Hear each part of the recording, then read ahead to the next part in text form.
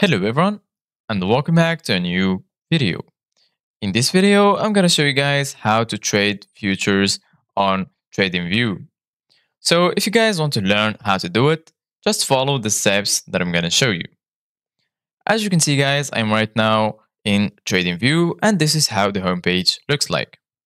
So right here in the top, you have all of the sections: products, community, market, news, brokers, and more.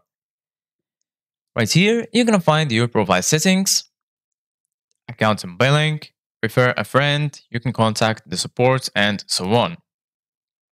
Right here in the right, you're going to find your watch list, and you can also switch to the red list. You can import a list, or you can create a new list.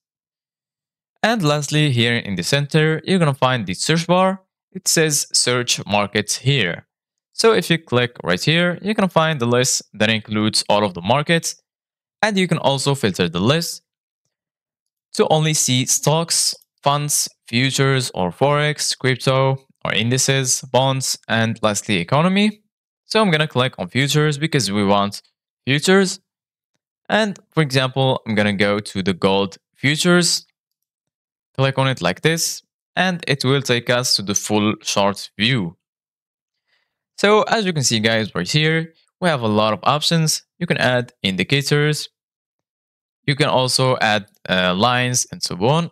And right here, as you can see guys in the top, you're going to find two options. So there is the buy option and also the sell option. Click right here. Firstly, you need to select a broker. For example, paper trading. Going to connect it. And then you're going to be able to buy or to sell. So this is it guys for today's video. Thank you guys for watching. See you guys in the next video.